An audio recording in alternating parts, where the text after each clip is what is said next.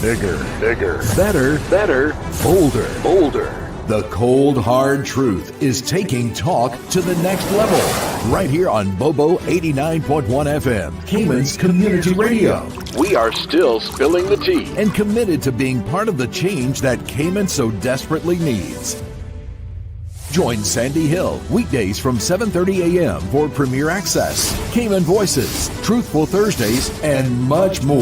Cayman's #1 talk show is now bigger, better, bolder, and more than talk.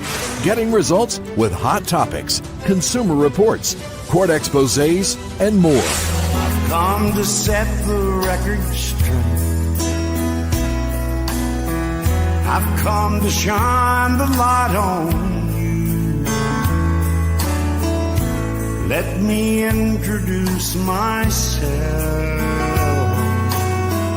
I am the cold, hard truth.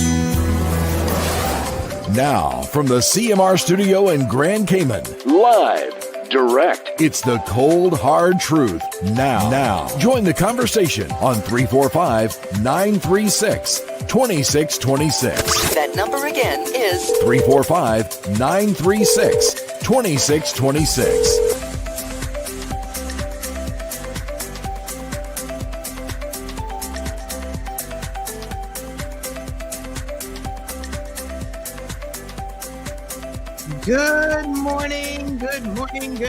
Good morning, Cayman.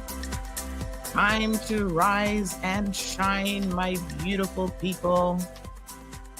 Yes, honey child, it's time to get up. Where are you at? Yes, I'm talking to you, and you. Why aren't you listening yet? Don't worry, I'm going to send out the links right now. Some of you are like, I don't listen till I get the links. All right, give me a few.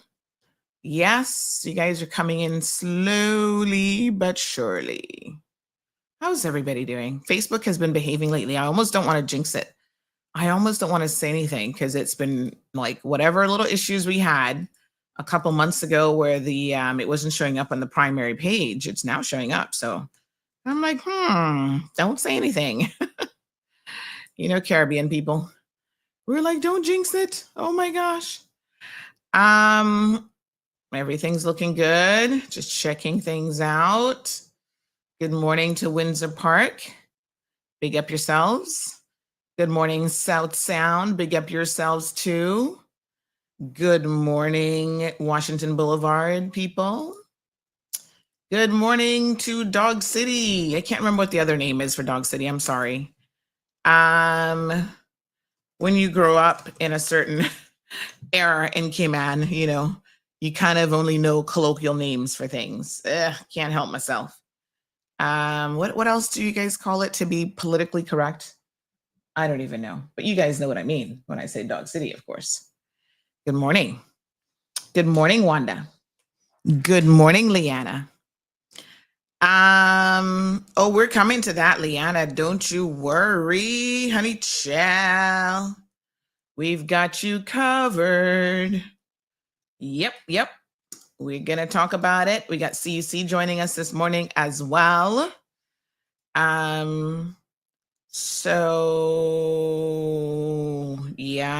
Okay. Don't forget, folks, this is Art Week. Get out there. There's a number of bus tours and, hop on, hop off. The one for East End is this weekend. Take the kids out. Let them see something different. I'm telling you, the world of art. I've always loved art, in fact. And, from a kid, I used to draw. But, like anything else in life, you use it or you lose it. That's how it works. And so I didn't really keep up with it, but I used to have pretty decent, I used to look at other cartoons and then kind of draw them and stuff like that. So not too shabby. My daughter loves art and she's okay. I'm not going to say she's some wonder kid, but again, with practice, you just never know. So she's always changing her mind about what she thinks she wants to do with her life. She's like, can I be an artist? I said, well, in theory, You can be anything you want in life as long as you work hard at it. Then she looks at me, she's like, what does in theory mean? And I said, well, it means it's possible. But you got to have a plan. You got to practice hard. You've got to work hard. Being an artist is no less work than doing other things. You've got to hone in on your craft, practice and, art school and art degrees and all this sort of stuff. So it's not an easier path to anything in life. And so she's like, oh, okay. I think she's starting to get certain things. So, yes, they have a lot of museums on the list. You can visit and get involved in all of these amazing events. So please check it out. They've got a whole calendar of events. They've got all the bus tour details on their website, Cayman Arts Week, and also their social media pages. Yeah. So please check it out. And take your kids, because I feel like a lot of Caymanian children, unfortunately, only get exposed to very limited things, and that's our fault as parents. And so, yes, they love football and they love cricket and netball, and these are Caribbean things. Of course, they're going to get exposed to all of that, but show them other things as well. Take them out to an art show. Take them when you go to Miami. You don't just have to go shopping all the time. Take them to the Nutcracker, especially at Christmas time. There are plays that are always on, ballets and different events like that. You've got to really expose children to the world around them. One of the best things, I went to government school in the States. I think a lot of you know I grew up in the States, right? And I went to a government school. Back in those days, they were busing us all over Kingdoms Come. But the one thing that I was always enthralled with is the fact that they really gave us a lot of, at least once a year, if not more, we did a lot of fun excursions. And that included, my first time seeing a bald eagle. The American bald eagle was at a school trip. They took us to like parks and zoos and all sorts of really amazing places. I mean, Florida, even in the Tampa area, has some really, really nice outdoor spaces. And so they took us to a lot of these places, and I got that kind of exposure because honestly, I wouldn't have gotten it any other way because my aunt wasn't really into any of that stuff per se, right? So from her, I got exposed to church and more church and more church. She wasn't gonna ever take me camping or anything like that, or take me to the zoo necessarily, or you got to go maybe to the mall and did a little bit of shopping here and there. So I was very, very thankful for the experience that I had in the public schools that I went to. I got qualified CPR in public schools. So I got qualified in high school, CPR. I did driver's ed in high school. So give your children opportunities to try different things. Encourage them to get into the debate club, do drama at school.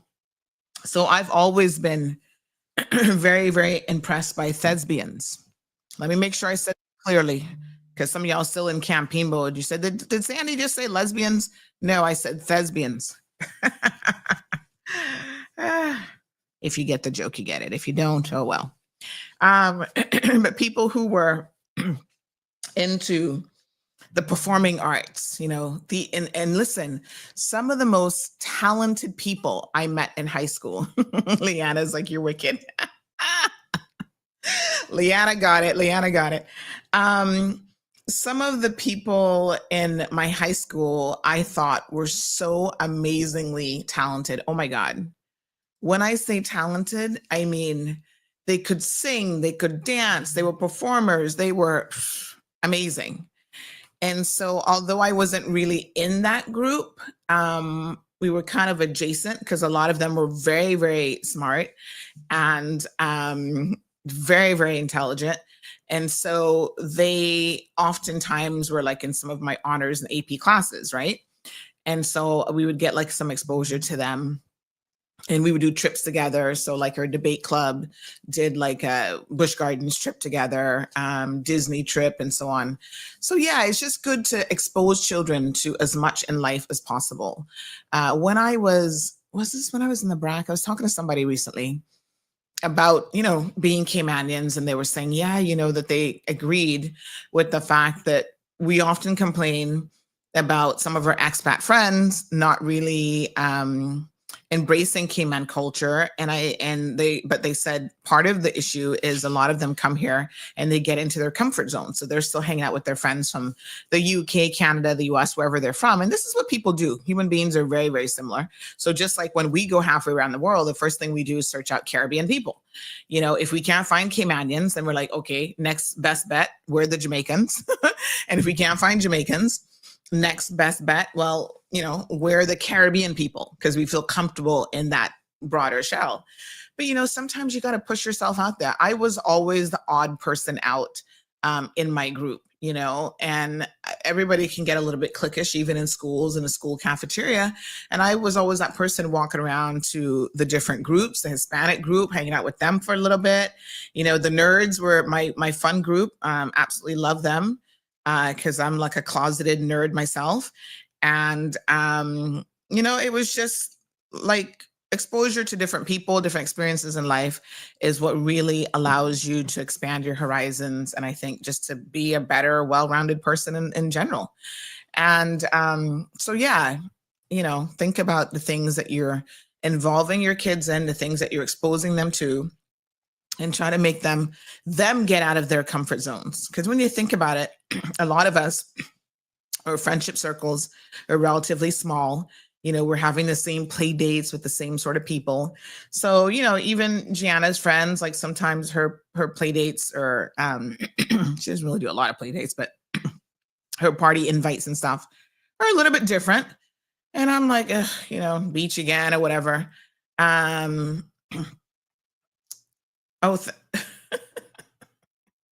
Someone was like, fix the pronunciation on thespian, not thespian. It was a joke. It was a play on words. Work with me here, folks.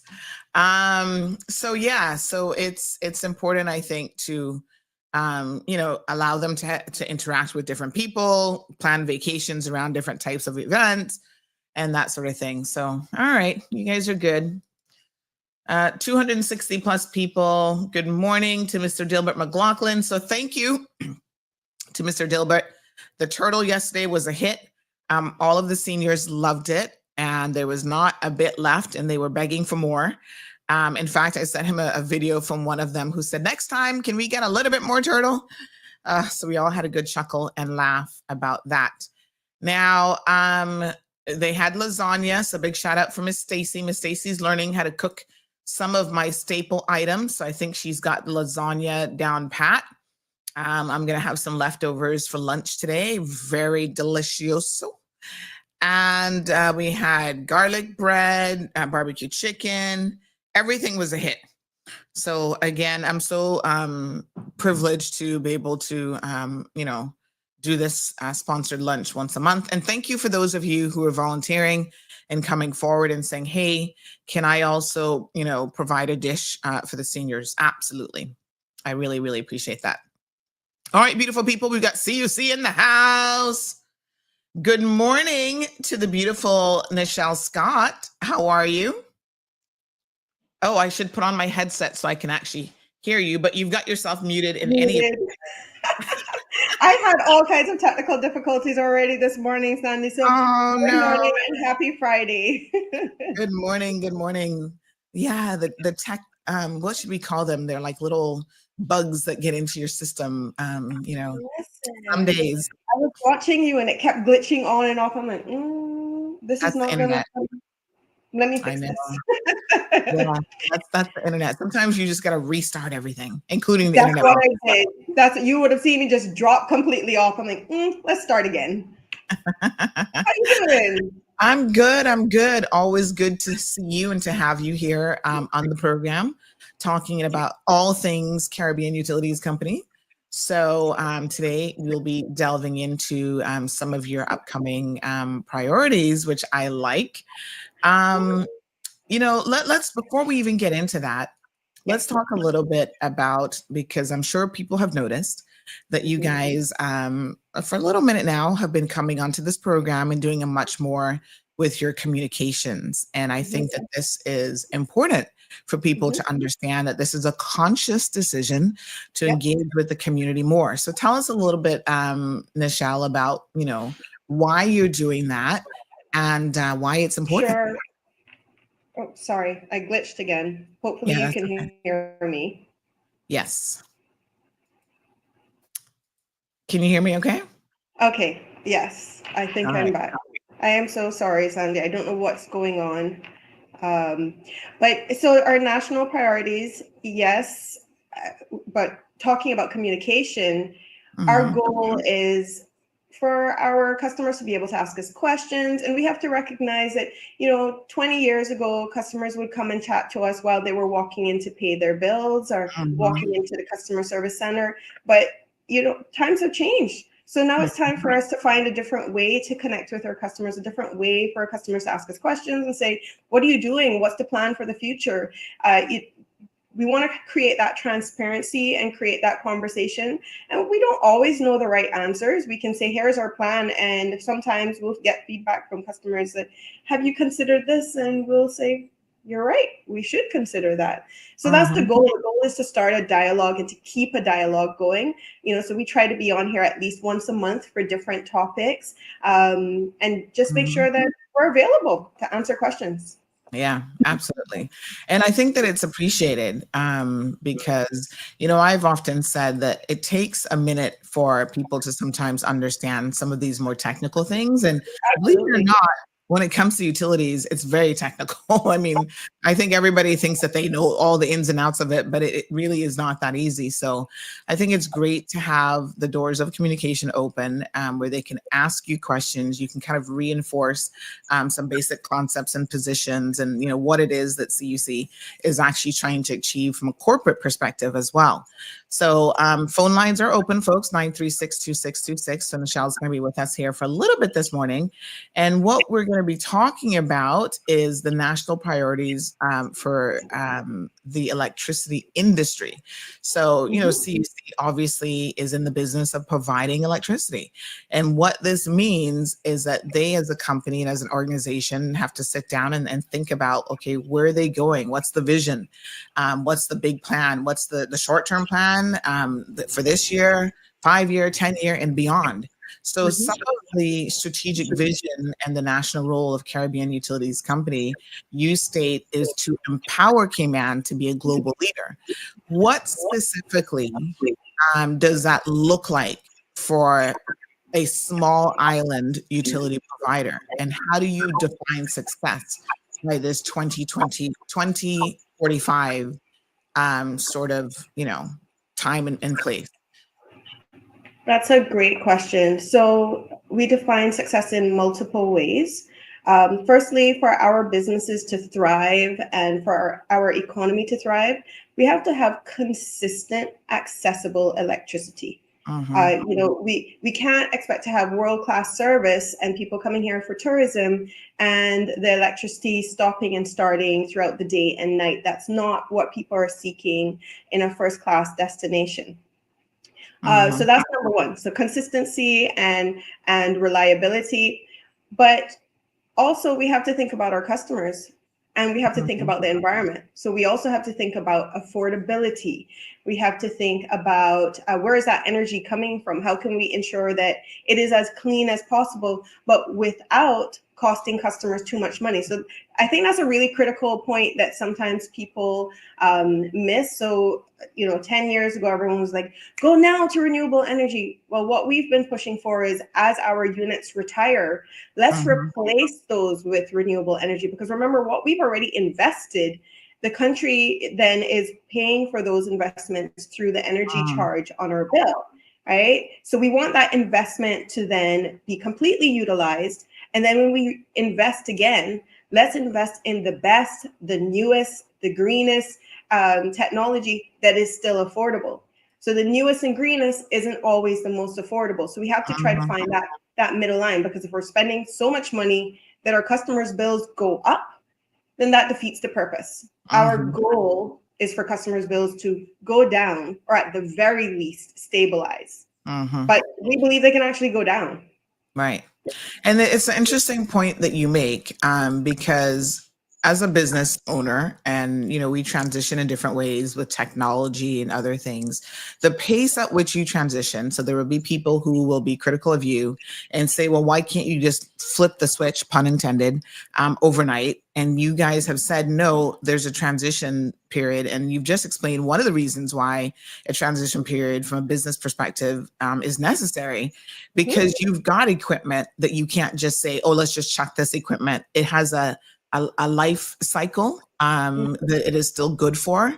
So I think that when people are listening to this, I want to make sure that they haven't missed what Nichelle has just said. So if you have engines that are diesel engines, right, and they either can't be converted, or they've still got another 4 or 5 years on them, you don't just come in and say, oh, well, throw that away, because that's money that you've already purchased and invested, and that the country, every one of us, is paying for. So the business has to then make decisions, I suppose, Nichelle, on if we're going to go to renewables. That is a transitional thing that we do over time. It's not something that we wake up one night and we say, tomorrow, everything's going to be solar panels. We chuck all of our existing equipment. So there's a requirement really for, I think, us, the general public, to understand that in business and different types of business and the specifics of what they're doing might transition a little bit differently. So it takes time to get there. And one of the reasons why it takes time to get there is the investment has already been made. The capital infrastructure investment has already been made in the diesel engines and so forth that now provide us with energy. In 4, 5, 10, 15, 20 years, technology changes, and it is the projections, even with solar and electricity industry, where these things will constantly be changing. So what is applicable today, 10 years from now, we'll be having a very, very different discussion, right? Yeah, I mean, the cost of just solar energy 20 years ago compared to where it's at now, I mean, it's night and day. It is now affordable. It can now provide Cayman with excellent, affordable, clean energy. It can't provide 100% yet in terms of from an affordability standpoint, because it does have to be paired with batteries, and batteries are costly, because remember, the sun only shines in the day, and most of us are home at night and we want that AC to sleep with, right? So we need to ensure we have batteries to then store that solar energy to provide the electricity at night once the sun has set. But to your point, Sandy, like we have been looking at when our retirements for our engines are happening. And just to divert a little bit, I mean, it's the same as when we own something at home. If we bought an air conditioning unit in 2020, we're not going to say, oh, the newest model came out in 2021. Yes, I'm going to replace this. I mean, I don't know about you, but when I'm replacing an air conditioning unit, I'm researching, I'm going to all the different places, I'm looking at the cost, I'm looking at the efficiency, and I'm looking at how long it can last. And I'm hoping it's going to last a lot longer, right? Right. Yes. But we're the same way. So we plan ahead. So that's why 2019 was the first time we said to the regulator, hey, we see where we're going to need more generation in the future. Let's make that renewable energy. What do you think? Are you okay with that? Are you on board with that? If you are, can you issue a request for proposal? Because just a reminder to the public, I know everyone thinks that we can just go ahead and purchase what we want to purchase. That's not the process. It is a competitive environment. So if the regulator agrees that more is needed, they issue a competition and we participate. And they said, yes, we agree. So that process, it has been started. We're not there yet, but we're hoping we get there soon. And that's why we have these priorities. So if you go to number 1, 2, and 3, we're talking about the fact that we need large scale solar by 2027. I think, and then we're also talking about Yep. Yes, that's the one. Yes, You know, we're going to get to those in a little bit of detail, and I do see yeah. one or two little questions coming in, so we will definitely Right, sure. get to those as well. So CUC has been in operation now for nearly 60 years. Wow, Yep. long Next time. year's our 60th anniversary, and Yep. we're still 80% Caymanian. We're still hiring and training Caymanians. Just had to put that in there because Right. I'm proud of it. How do you think your role, now obviously you haven't been there 60 years yourself, but how do you think the role of the organization has evolved with climate pressures and the growing expectations for energy independence? So what I guess what the story I will tell is how proud I was when I first started working at CUC Mhm, to find out that CUC held itself to air emissions targets, international air emissions targets, when mhm, we didn't at that time have any specific targets locally. So we went out and we said, what are the international standards? And what are the requirements for us to ensure that we are being as good to the environment as we can be? mhm, And that has continued to evolve. So we implemented an EMS, an environmental management system. And what that means is we reassess every year. What are the environmental requirements? What are the needs? What is the industry standard? How can we improve? So to be honest, every year we're evolving in the way that we do things. So we talked about the fact that we've just done all of this work on our some of our largest engines to make them dual fuel compatible, so they can utilize LNG as well as a diesel. But mhm, what it has really done is made them more fuel efficient. Being more fuel efficient means it uses less diesel. It means then we're impacting the environment less. There's less carbon emissions. So we're constantly reevaluating how we can reduce the impact on the environment. mhm, mhm. All right, very good. Thank you so much for that. Let's talk about some of these renewable energy targets, which are, I think, very, very critical to your overall sort of policy and where you're going, right? So you've committed to achieving 70% renewable energy by 2037 and 100% by 2045. Now, you just said that that is something the organization might have set up as a target, but that doesn't necessarily mean it's going to be reachable because everything you guys do is subject to permission first, right? So the regulatory agency, often called OFREG, although apparently they have a different name. I need to go back and look up the new name. ERCO. ERCO. So we should start using the new title of ERCO because I think they're now doing that. So ERCO, aka OFREG, really tightly regulates the industry, and whatever your renewable target goals are, they have to be in alignment with, or they have to be acquiesced, or you have to get permission from, maybe that's a better way of putting it, from ERCO in order for that to happen. Given that you're only at 3% now, this is a reality check question. Do you honestly believe that it is realistic without massive regulatory or technological shifts to get to 70% by 2037? Without the what? Sorry? Is it Sorry, realistic? right. Is it realistic without massive regulatory, so this is ERCO now, or Mhm. technological shifts? It is possible if the regulator agrees to move forward in that way and they choose to issue an RFP. It is possible, yes. Mhm, So it's very dependent on the timing of their issuance for the request for proposal. Sasha came on the show last month and mhm, spoke about the fact that, and I see James Whitaker issued a comment on there as well in terms of talking about assets being our priority.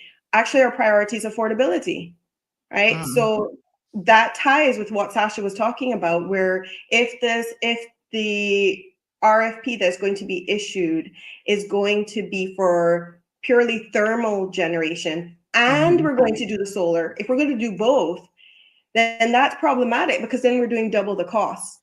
we have to seek to be providing cleaner energy, but we also have to seek to provide affordable energy to our people. We have to seek both, right? Those goals have to be clear. So we can't just say, oh, we're going to throw away $80 million. That's what our last thermal generation investment costs. We can't say, hey, we're just going to throw $80 million down the drain when that is to be recovered. It still has to, the cost still has to be recovered for the business to remain solvent. The goal is still to provide affordable energy, right? So that's good business. Government does the same thing. All businesses do the same thing. Government doesn't say, well, oh, we built this new school, but we're going to tear it down because we need a bigger school. We don't do that. We say, okay, we need additional capacity. We plan ahead and let's build a newer, more efficient school for the additional students, not taking down that new one that's only 5 years old. Yeah. And I mean, again, you know, as you say these things, I'm always thinking about it from a business perspective, because what you say makes good sense, not just a business perspective, but even on yesterday's program, we had Miss Romelia saying, listen, the you know, trees and towns and new lights that they've literally just installed, that isn't working for us. That's complete waste. Let's just rip them up. And I'm like, hold on a second. We can't operate in that way. And I don't think that people should be thinking in that way, because that is literally wasting money. Like, you put something down and you see that it isn't working, but the solution is just to rip it up and try something else. That's a complete waste of money. That's hundreds of thousands. That total project for the revitalization of Georgetown has probably cost us millions of dollars. So we can't undo it and think that that's how we're being smart financially.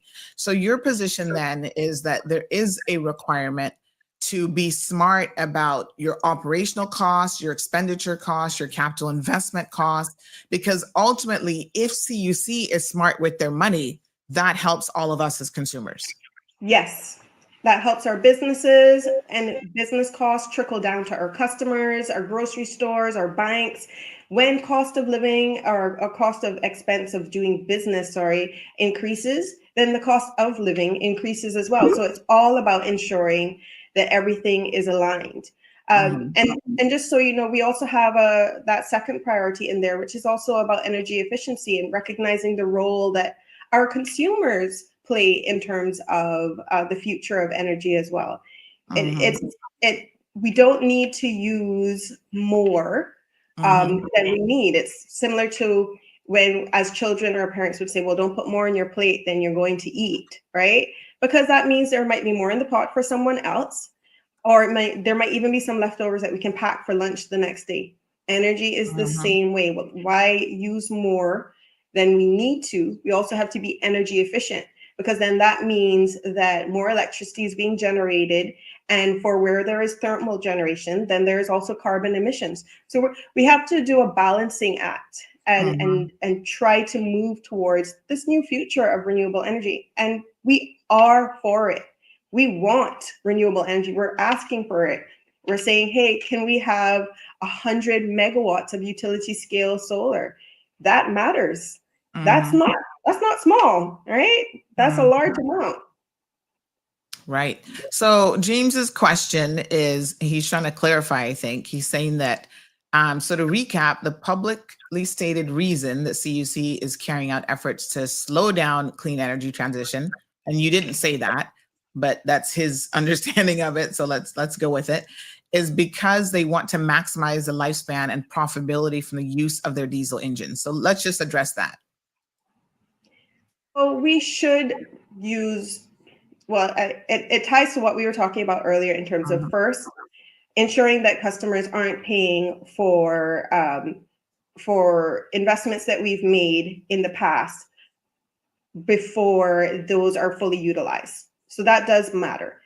They do have to be used as backup. As I mentioned before, solar cannot provide us energy in the night. So for now, when we get solar energy utility scale, which we don't have, guys, we don't have it. It's not started. There's no project started. We do not have a request for proposals issued as yet. We are not down that path as yet. But when we get there, we still need to have a backup. What if we have a week of rainy days? What if we have a situation where, it's just cloudy for 5 or 7 days? We have to have a backup source of energy. So we recognize that. So the engines that we have now can also provide a backup energy source. That's important. That goes back to the very first point that you and I were talking about. How do we empower Cayman to be a global leader? Consistency, reliability, making sure that our electricity service is available whenever our customers want it. And if they don't want it, they can turn off that switch as well. Okay, we do have a call in the line. Good morning, caller. Oh, I can't hear him. Hold on one second. Let me just unplug him and plug him back in. Hello, caller. Morning. Yes, good morning. Can hear you now. Yes, can hear you now. Risk management, Mm-hmm. and reliability of service. Yes. Yes.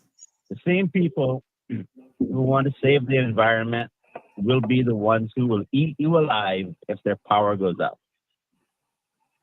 Because it's going to cause them to lose money in their businesses. And so one risk that you didn't mention, Michelle, just now, is what happens when Ivan's ex-wife comes stomping through. When Ivan's ex-wife. And you lose, Hurricane Ivan. And you lose 50% of your solar panels in your renewable effort that you would like to reach. How long will it take you to get back to full capacity? And what will you do while you're trying to get us back to full capacity? That's a great provide energy. Okay. That's an excellent question. So, risk management plays a large role in our planning process. We actually face that same risk with our generators as well, because even though they're in engine rooms, they are close to the North Sound. They can be flooded, which, as you know, engines and water don't always go well together. And they are also at risk of damage. In fact, we also have the risk of the lines, which is what we experienced in Ivan in terms of the transmission lines being knocked down. So there are different ways that we've approached to mitigate the risk. One is that you may have seen a lot of work being done in some critical areas to put lines underground. And that's to ensure that we have less damage during hurricanes or storm events. The other thing is that we have initial designs of what our solar plants would look like if we were successful. We recognize that we may not be the ones who are successful, and they are designed to withstand hurricane force winds. Obviously, it depends on the size of the storm, because every storm hits differently. And we work with other utilities, and we have plans in place that equipment can be shipped in for emergency notice, as well as their teams and their trucks will come in and help us to restore as swiftly as possible. So we actually have a very detailed emergency response plan that includes partnerships with other utilities, partnerships with our inventory suppliers, to ensure that we can be back up and running as soon as possible after a major event. But for smaller events, our system is built to withstand and will continue to be built to withstand those smaller events. I hope that helps and answers the question. Right. Resiliency and outage reduction, right? So again, there is a claim that in this document that you want to cut outage times by 50%, or that you have cut it by 50% since 2020. So basically in the past 5 years. Can you give us some concrete examples of how these reductions were actually achieved? And you just talked about one way in which you're trying to future-proof against another Category 5 storm like Hurricane Ivan. What else is being done other than putting the wires underground, what else are we doing to future proof? So the first one is more concrete examples, or a concrete example, one or two, of how you've improved this outage time and by 50% since 2020. Yeah. Okay, so answering the first question, to be quite frank, we invested. So a lot of the outages that were being experienced were especially in the Bodden Town area. So we recognized that our Bodden Town substation, basically, we had to upgrade that area because the population growth had been significant. And also just in terms of the assets, they needed to be updated.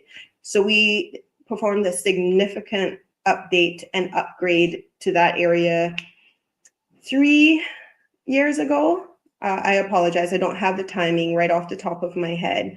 There were a lot of funds invested, and I think the people of Bodden Town can say definitely that they've seen that improvement.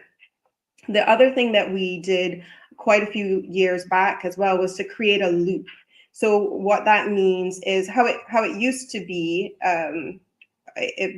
further back in history was if we had a car accident that took out a pole, let's call it by Pease Bay, maybe everyone east of town would lose electricity. But now we can ring fence the situation. So it would only be the people in the vicinity of that outage. So maybe 1,000 people versus 34,000, while the trucks come and put in new poles and put in lines. So that way we've really cut down on how many people are impacted by any situation that very often is outside of our control. So those are a couple of examples. All right. And then the second part of that question is handling sort of future-proofing yourself against these storms, which in the past were said to be once in a lifetime, once a century, but because of climate change and other things that are happening, they're happening with a higher frequency, so greater frequency, I should say. So what else are you doing other than putting lines underground to try to future-proof your assets and the company against catastrophic events like a Category 5 storm? So there's a couple of things. The undergrounding is the number one. Number two, our substations are built, they continue to be upgraded. They're built to hurricane-proof standards to protect the equipment that is there. We also try to ensure that we are constantly evaluating our poles, for example, in terms of the appropriate height, the appropriate span distance. So I apologize if I get too technical, but basically if you have poles further apart, and remember you have lines on those poles, and telecommunication lines are on our poles as well. If there's a lot of lines on those poles, it acts like a sail in a hurricane. And it can cause a lot of those poles to fall down. So we're constantly reevaluating that, taking into consideration the number of attachments that are on the poles, looking for ensuring that the pole strength is such that it can handle the various attachments that we have. Those are, I would say, the top three ways that we're working on resiliency. Okay. Yes, that sale. Yeah, no, that sale thing I get, because I was just trying to do the sun sails, and when you put them up at a certain height and you attach, the wind does things to them that you would be shocked at. And I hadn't thought about that before installing them. So very, very interesting. All right, let's talk about cost of energy and the LNG transition, right? So again, in this policy, CUC has stated that LNG will lower cost and help to bridge the transition from typical diesel engines to, bridging that transition to go into solar. Many experts actually argue that LNG is just another fossil fuel. So how do you justify this as a sustainable solution? Oh, that's a really good question. Thanks for that, Sandy. So we view it as a transitional solution. So we're not purchasing new engines specifically to utilize LNG. we are utilizing our existing engines and converting them to be able to utilize LNG. Because our strategy right now is, how do we get fuel costs down? That is a big focus for our company. A big focus for our company right now is affordability. That's something we're looking at at every angle. So from a cost of doing business, our energy charge, which is where CUC earns the money that's needed to sustain the business, that will grow as our company grows and as costs increase, because that's how we pay our staff, that's how we invest. But if we can then bring the fuel, which, as you know, can be as much as 60% of the bill, if we can bring that cost down so that at the end of the day, our customers' total bill goes down, we think we're winning. We think everyone's winning if we do it that way. So LNG is meant to be a transition as we move towards renewable energy, but to still ensure that we're not just sitting here saying, well, we're just going to wait for renewable energy to find a way to make energy more affordable. We want to ensure that we're continuing to look at solutions and find different options while we're waiting on the journey for renewable energy. Right. Okay. And then the fact that you say that these engines are kind of like dual purpose, dual use, that means that you don't have what the industry might call these sort of stranded assets, right? Yeah. As the policy shift continues to happen, both globally and here in the Cayman Islands. Yes. All right. Wow. Educational segment here this morning.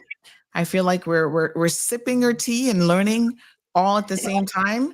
Leanna had a question. She says, when will CUC start to give us summer discounts? So when people say that, CUC has to find a way to discount their rates in the summer months. Listen, last week, Cayman Brac was hot. Grand Cayman is starting to feel hot. We feel summer slowly coming upon us. And by next week, it's like full force. These are going to be critical months in terms of our increase in energy use and then therefore increase in that CUC bill. Yes. Can CUC give people a discount during the summer? So we don't give discounts to anyone. In fact, we're not allowed to discount. We have to charge the same rate across the board. Just a reminder, we are regulated. And for that reason, our rates are approved by the regulator, and that's decided based on the formula. Now, that being said, we've also been working very hard to provide education as well as provide giveaways to help with lowering summer consumption, because it always ties to air conditioning. It ties to the efficiency of the house.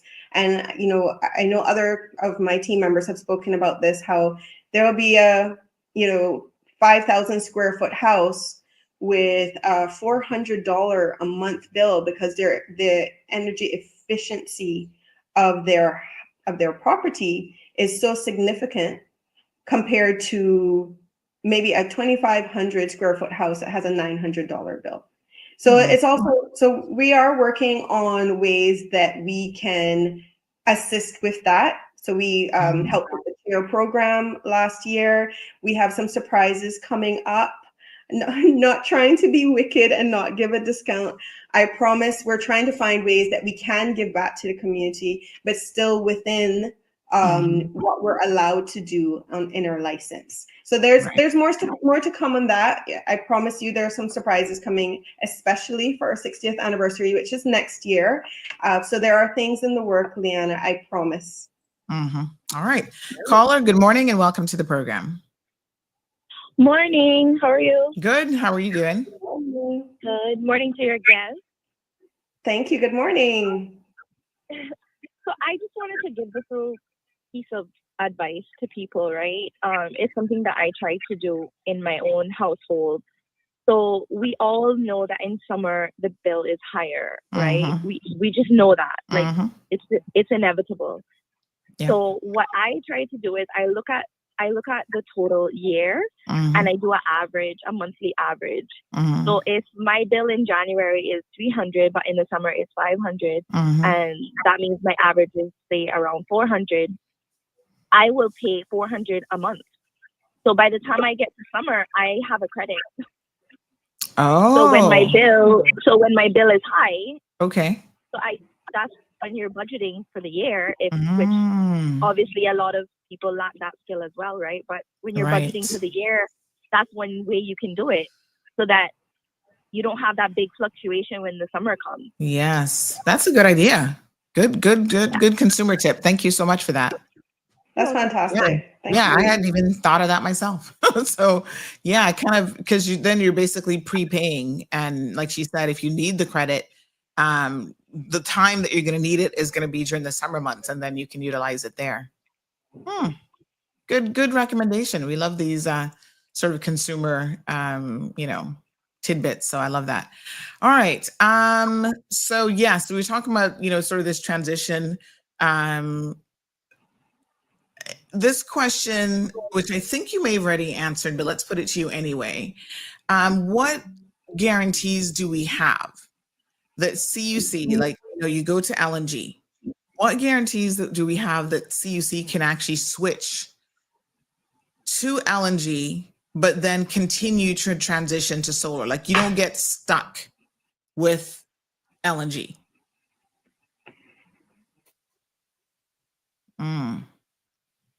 I'm sorry, Sandy. My internet issues are continuing, Okay, so I may still have to leave, but I missed that question right. completely. So the question, yeah, not a problem. The question was, in line with your priorities to try to transition to renewable energy, what guarantee do you think, if you had to say to people, this is how it's going to work, what guarantee do you have that you're not going to get stuck in that kind of middle ground where it's LNG and we don't get to solar?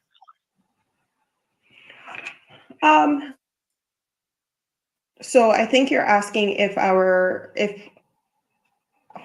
be honest with you, our goal is to get to solar. Oh, okay. We're not envisioning a future where we don't get to solar. I mean, that's part of the national energy policy. That is our goal. That is our ultimate goal. So we don't envision a future without utility scale solar. Okay. All right. So that's the goal, and you just see LNG, the integration of LNG is a baby step or a smaller step to be able to get there, because you're saying that LNG will give you some cost savings in the interim. All right. And it gives us flexibility in terms of, people keep always come onto these shows and ask us, why don't you change where you get your fuel from? It gives us flexibility when diesel costs go very high, like we saw what was that, 2021? So it gives us that flexibility to try to move back and forth based on the cost of the specific fuel. All right. James says the problem with many of these discussions is that the listener only gets half the story and ends up with incomplete understandings and misleading calculations. How do you respond to that criticism? I mean, it's not your job to represent anybody else's views, so I guess they need to get out there and communicate with the public. But, as a telecom provider, consumers have a relationship with you. James is suggesting that you guys are being dishonest, perhaps, and only telling half truths. What do you say to that? Well, hopefully you can hear me, because it's still breaking up for me. But I would respond to that we have tried to be as transparent as possible. A lot of the information is on our website, as well as empoweringcayman.com. I would say that there are people out there purposely trying to twist the narrative, which is sometimes causing the misunderstanding. And I think that's perhaps a source of the problem. So people have to be discerning, and I think that's any industry. People have to be discerning and research to say, why would CUC say this? Is this logical? Is it done this way in other countries? Just take a look at what's being said and judge for yourself. People have to then do their research to determine if what CUC is saying makes sense, and then ask questions. Feel free to send an email asking a question. If there's something I'm not addressing on the show, because we're coming on once a month, and I get that we can't touch on every question. happy to answer it then as well.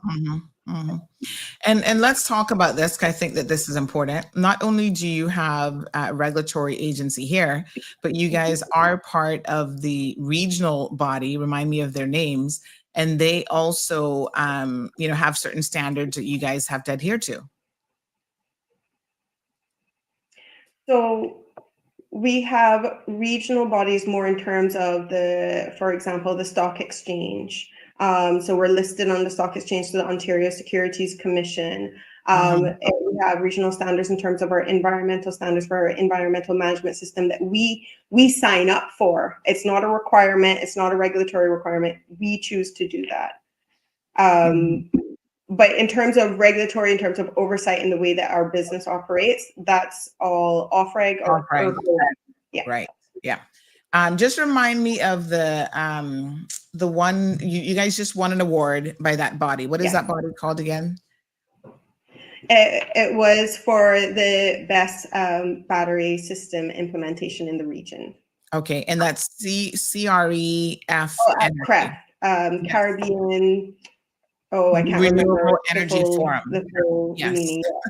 So the Caribbean Renewable Energy Forum in Miami, yes, about 2 weeks ago, actually awarded CUC with the best large-scale solar storage project award for 2025. And so again, this isn't just CUC patting itself on the back. This is a regional organization. I guess they had some sort of event in Miami, and they actually recognized the fact that utility scale battery. The name of the project, I think, was Utility Scale Battery for Spinning Reserve Project. And basically, they said that this is a game changer in energy storage in the Cayman Islands. And there's some critical things that kind of came out of that. But the most important thing from a consumer perspective is it delivers a $5 million US per annum annual savings to consumers. Yes, ma'am.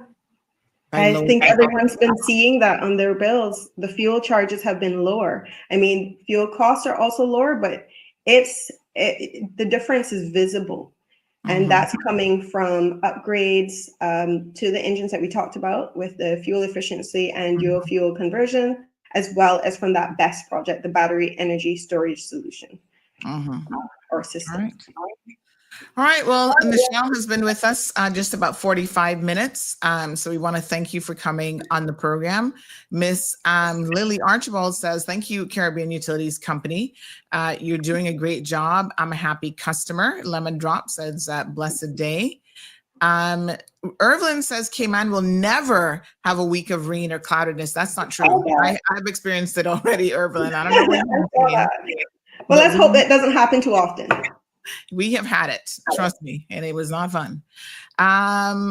So Liana says when traveling, people should unplug their equipment or turn off the main breaker. Denny says, what would be estimated time to restore the solar capacity? ASAP doesn't help a business understand how long they can expect to be without power. And that's a fair point. Unfortunately, I can't speak to every scenario. What I can say is that how we install our solar, it will be at hurricane rated levels. So similar to what we've experienced in the last few years, you would have noticed that we had isolated outages, and a lot of times that was related to lines. So it would be very similar. It's when it comes to catastrophic events, because we don't know what angle the hurricane's approaching at. We don't know where there's going to be flooding. We don't know where there's going to be tornadoes touching down. That's what impacts our timing.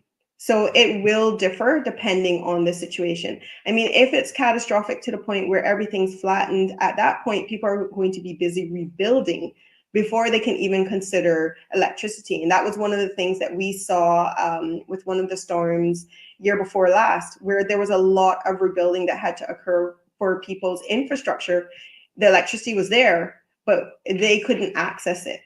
So sorry, Denny, I can't give you an exact answer, but what I can do is find out approximate timelines in terms of inventory supply. From our inventory manager, because I know he has contract agreements in place for those. All right.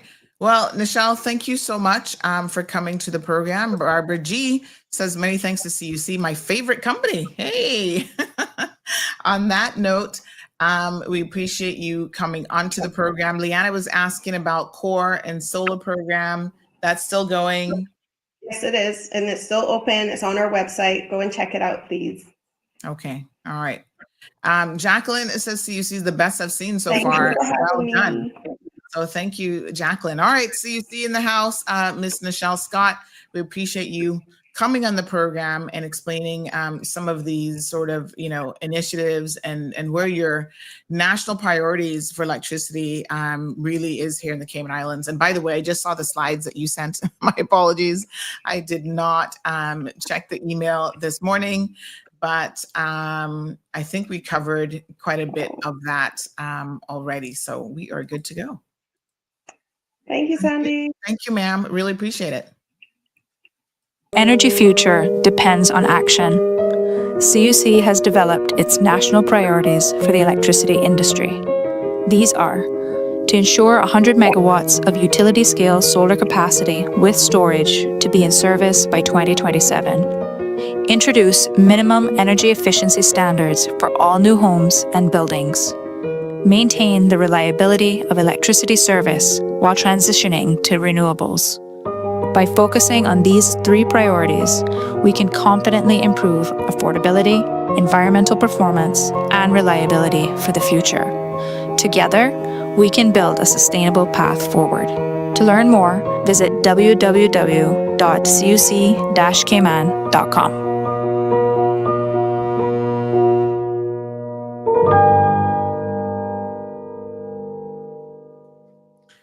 All right, folks. Welcome back. 936-2626. Phone lines are open. We're going to transition now into what turned out to be a little bit of breaking news yesterday evening. Late in the evening, I was heading home, and all of a sudden, I saw messages flying about a new immigration. It's coming online, immigration policy, if you will. So let's have a look at what dropped yesterday and exactly what it means for people here in the Cayman Islands. So we got the announcement late in the day that that cabinet had actually decided that it was going to move forward with ending what a lot of people have called a bit of a status loophole for expat civil servants. So this is where, and I think a lot of people are very pleased with this announcement, this is where civil servants have been exempted from, the rollover policy, because remember now that when you work for government, you're in contract and you're not really subjected to the same,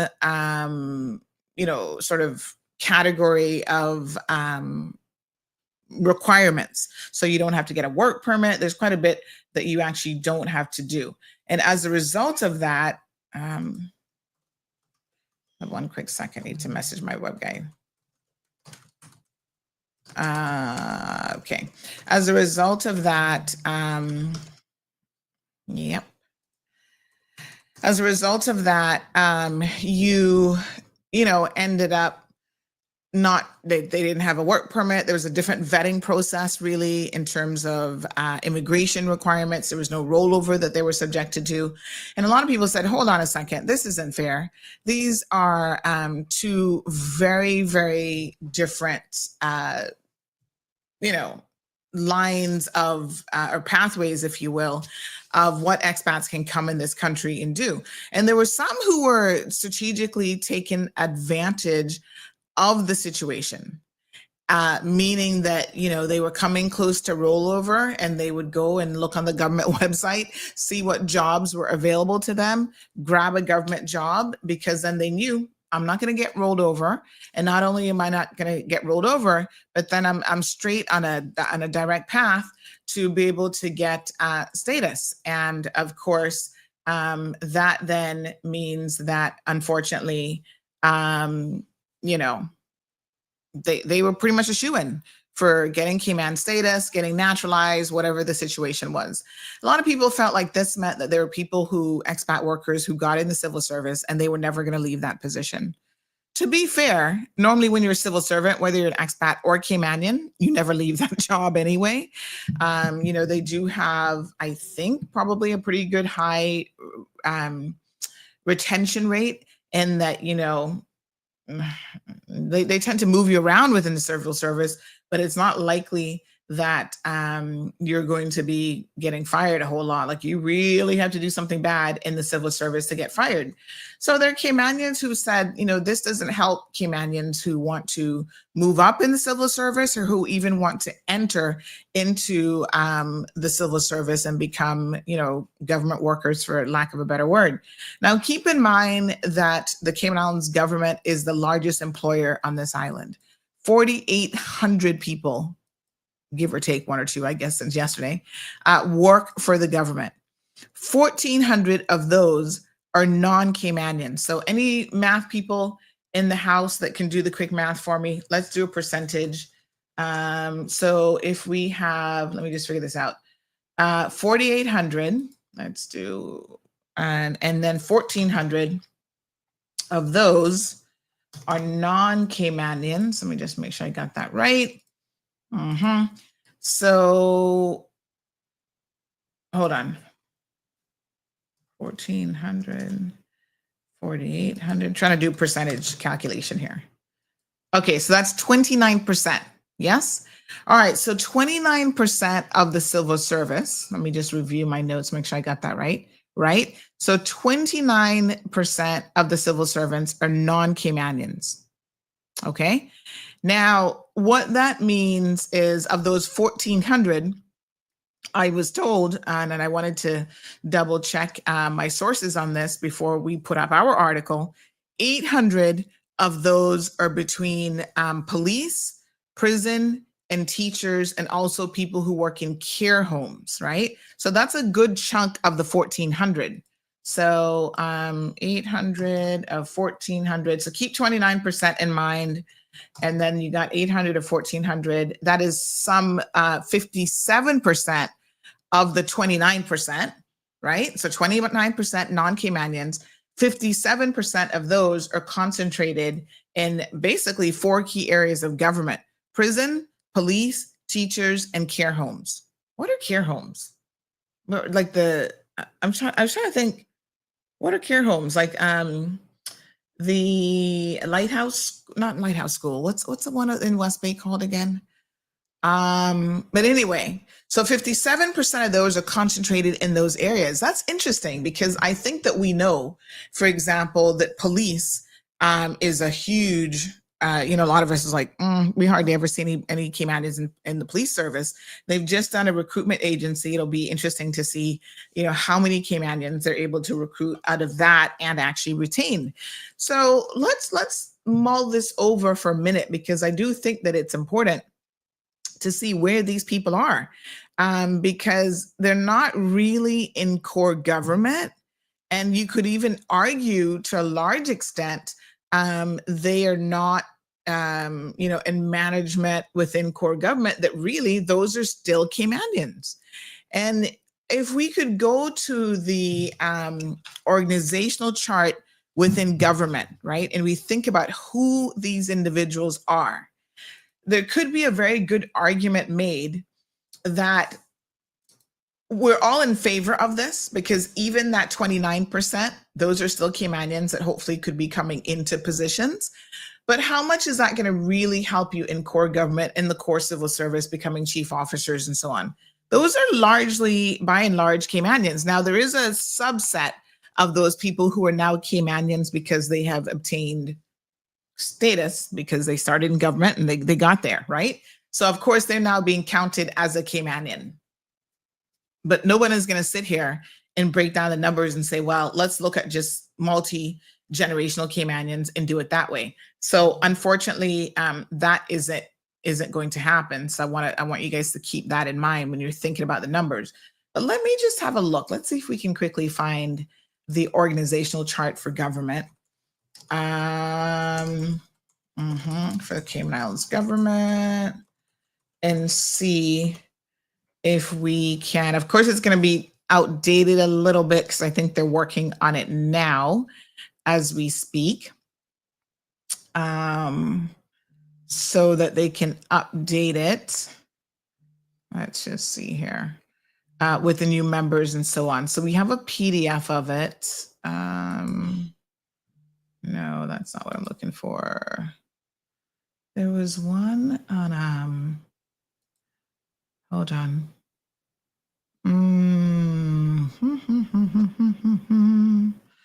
Let me see, government organizational chart. They have it on their website somewhere. Sometimes it's hard to find, actually.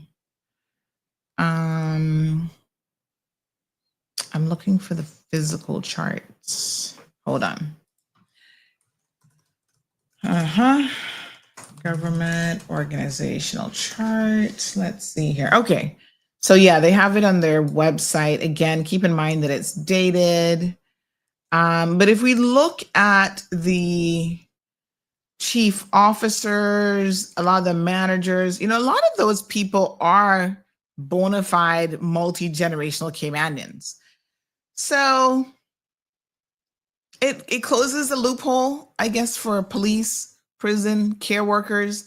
And the feedback that I have gotten is, interestingly enough, those are the areas that Caymanians don't tend to want and apply to those jobs anyway. However, I've also heard, some anecdotal stories about Caymanian teachers who cannot get a job because we have mostly, expat workers in that area working with children, and they're being pushed out. We saw you guys complaining, and we've been talking about it for quite some time here on this program. The fact that, especially in teaching, they're recruiting primarily, Jamaican teachers who happen to be Seventh-day Adventists. And so a lot of you had concerns and complaints about that because they were Caymanians who were coming out, who were being qualified, whether they were teachers' aides, assistant teachers, they couldn't even get a foot in the door because the previous acting chief officer, which, by the way, she's no longer there, Miss Monteith, her preference appeared to be hiring, first of all, Jamaican teachers, and then secondly, not even just qualified Jamaican teachers, but you had to be part of the Seventh-day Adventist religious group to get a foot in the door. And so there were a lot of people who felt like that was an unfair advantage. And anybody else, including Caymanians who did not fall into that category, were at a clear disadvantage and were being relegated to, their application was being relegated to file 13. That's the file where you put stuff in, it disappears forever or ends up in the shredder. So will it make a difference? Yes, I suppose 29% is still 29%. If we can shrink that by a significant amount by now subjecting people to expat workers to rollover policy, it's going to happen. And then it also will stop people from doing what they were doing, which is jumping ship from private sector into government in order to prevent being rolled over. So term limits for civil servants. How many of you are happy about this? Let's do a little Friday poll here. And then the secondary question really is, how many of you think that it's going to be effective in getting Caymanians into government? Like I said, core government doesn't seem to really be where this is the problem. It's police, prison, and care workers. Thank you so much to this astute student listening this morning. She said Maple House. What is this one? Habak House? What is Habak House? Kay's Foundation. Those are some of the care homes for and the special needs. Where's Habak House? I don't know about that one. I've heard of Maple House and obviously Kay's Foundation. Again, that would be good to have some Caymanians working with those at-risk students also. All righty. So you feeling good about the rollover policy? I think this is something that a lot of people, CIG rollover, a lot of people obviously wanted. And so let's do a little poll question here, a little Q&A. Are you in support of the rollover policy for government workers? All right. I think it's going to be a resounding yes, but let's see where you are on this one. Okay. All right. I'll put the link Let me just do the link and then the QR code, and you guys can vote on this one. So the link is here. Hold on one second. Let me go back for the link. And then I'll put the QR code here up on the screen. All right, so in the chat, there's the link. And then let's have a look at the results. So yeah, I mean, listen, 29% is still 29%, right? And that's a lot. And so I think you'll find a lot of people will still say this will at least potentially give the opportunity for Caymanians to kind of get their feet in there. And, you know, I see y'all voting already. I'm trying to pull out a tab. Sorry, hold on one second. Ugh, sometimes it's hard to pull out these tabs. There we go. And then once I pull it out, I'll move it over to this other screen. And then I'll share it so you guys can simply do the QR code. Discuss on your show limits for non-Caymanians. Yep, we're already there. So I'm just seeing your message. Thank you so much. Thank you. Thank you. Uh-oh, where did it go? I pulled it out. Now I can't find it. Ay, ay, ay. Is it on the screen behind me? Sometimes, yep, sometimes that happens. Give me 1 second. You guys see there's another monitor behind me. So sometimes when I'm dragging, it ends up all the way over there. And then I got to take my mouse. Let's see if I can do it without looking behind me. It's a visual thing where, nope, I can't even see the cursor without looking behind me. Hold on. Oh my goodness. 1 second. Where is it? There it is. Okay. Oh. All right. I got to drag it. I got 3 monitors here, so I got to drag it back over. Hold on. Oh, there we go. I just grabbed it. Okay. Why is it not going over in the second? Hold on. Oh my goodness. Oh, behave yourself, Mr. Tab. Ah, there we go. All right. Phew. Sometimes the second monitor is just bypassed. All right, so let me just pull it up here, and then you guys can see the QR code in case you need to scan it. Okay, so far 100% of you are saying, yep, we're in favor of this. It certainly demonstrates out of the gate that the TCCP and coalition government with TCCP and CINP called National Coalition for Caymanians, NCFC, they're serious about immigration reform. And so, this is something that had been talked about before, and it had been, in my opinion, talked about a little bit too long, and government wasn't ready to make official statements on it. Cabinet had their first meeting on the 21st, and yesterday was the 22nd. And obviously what came out of that meeting was, yes, this is one way that we can start to address this quite quickly. So let's have a look at, let me just see here now. Let me have a look. So someone said that the organizational chart isn't on the website yet because it's not quite ready. So right, Maple House, Golden Age House, again, falling under that category. And let's just have a look at a video here. I'm going to quickly download this, and then we can see what government is thinking and envisioning how this will work. So someone yesterday made mention of the fact that, hey, Sandy, this is going to take 6 months for this to go into effect. Why can't we do it immediately? And I think there's a number of reasons, as I thought about that question, why you can't just say as of tomorrow's date. There is something called natural justice, by the way, which is a requirement that people, especially government, operates within.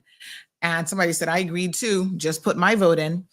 And so, natural justice, I think, requires or dictates that things have to be done in a particular way.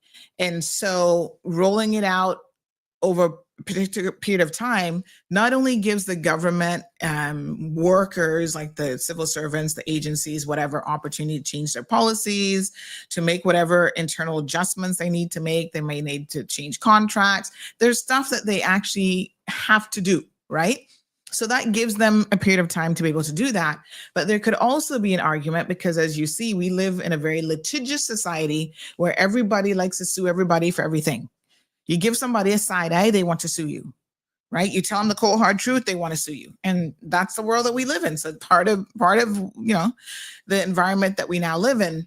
So I could see people jumping up very, very quickly and trying to make an argument that if we implement it, say, tomorrow or next week, that runs afoul of their constitutional rights of natural justice and this and that and blah, blah, blah. So give them the 6 months. Now, what government can do in that 6 months is they can ensure that there is not a mass exodus of people running into government trying to get hired over the next 6 months. So somebody said, well, how many people are they going to hire in 6 months? Well, they could pump the brakes on hiring so that people who are looking to take advantage of, the sort of interim period that this policy is going to happen within, that they don't actually do it, so they're not able to jump into a government job and secure themselves.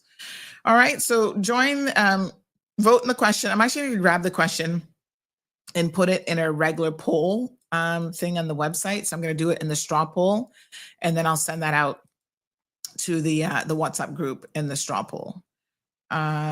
We've been using the straw poll more than this, but this is still good to see kind of real numbers as people are voting. Although I think the straw poll, there might be some redundancy there, honey chill. The straw poll will probably more or less do the same thing. So allow selection of multiple options. Require show advanced settings. So we're going to allow comments, and I'm just going to create the straw poll here.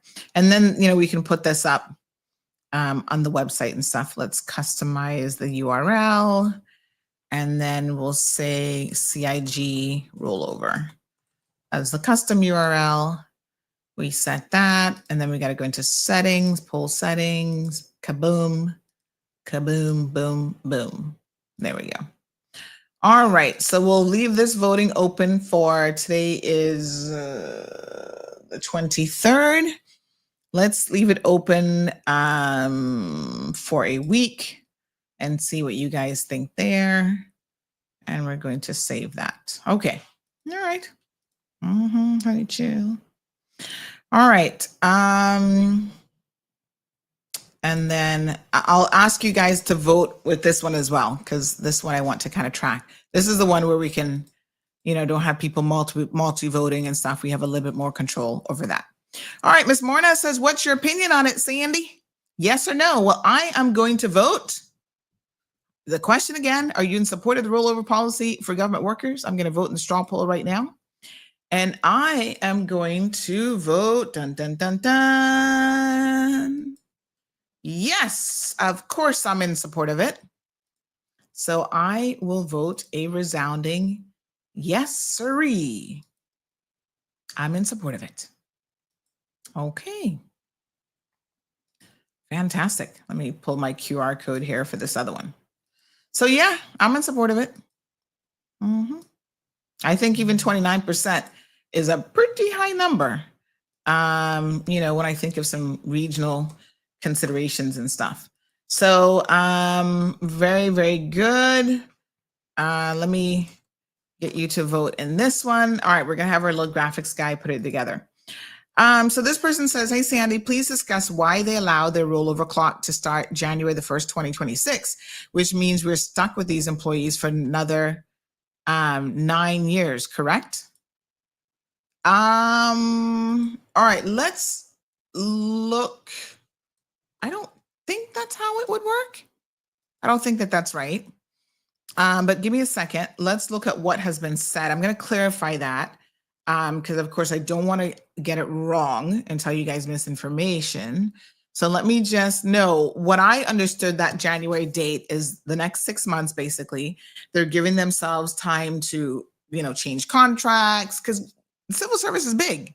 That's a lot of people that you have to potentially change contracts for and put things in place. Whereas of January the 1st, people can start getting rolled over. There has to be a period of transition as well from the perspective of, you can't just get rid of people tomorrow. There has to be some sort of plan. If somebody's going to take over your job, we need to find Caymanians. We need to source Caymanians. They have to apply. They have to be qualified. They have to be interested in those jobs and so on. So yeah, it can't happen overnight. And there is, there has to be a moment of truth for all of us as Caymanians that we can't get to this position of, okay, we're going to make this happen. We are going to push forward when it comes to, there we go. We're going to push forward when it comes to making the civil service, largely Caymanians. It has to be qualified Caymanians, and it has to be Caymanians who want to be there and who are just not going to sit there because they have a guaranteed job. And then they're not going to care. They're not going to do a good job.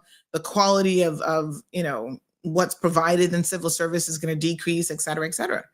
And I have, when I was in South Africa last year, it was interesting listening to South Africans talk about their own experience, going through apartheid and what that was like. And obviously, depending on what side of the, whether you're black or white, quite literally, what side of that spectrum you fall on, there is a real difference with people's experience, their perception of how the system has worked and not worked, and how they see the current system now working.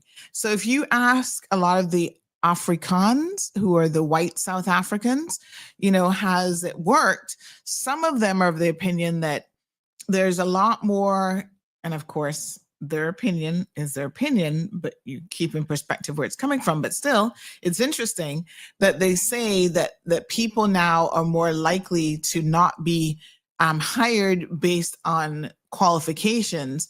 They're hired because, number one, you're black South African, and number two, you have connections with the government that has been in power for quite some time. Well, those same people will say, well, for umpteenth years before that, it was white South Africans got the benefit, the privilege, and of course, connections, political connections, I'm sure, always played a part in that as well. Now, when you guarantee people jobs, when you say only Caymanians can get hired for these jobs, there is an argument there that sometimes has merit. We have to be honest, that Caymanians will get in those jobs. They will feel entitled. They will feel like just lazy. There's no real competition for the position. They're going to get it just because they're Caymanians, not because they're qualified, not because they're hardworking, not because of any intellectual capacity or ability to do the job. And so that's not something that benefits us. Let's be very, very clear. Having 100% Caymanian workforce sounds ideal and it sounds wonderful, but that's only if people are willing to be competitive and to work and to strive to do their best to get those positions and to actually keep those positions as well. All right, so let me be clear here. I'm a Caymanian first and foremost, but I am not an advocate of a system that ultimately will not benefit us because it's teaching our people to be lazy.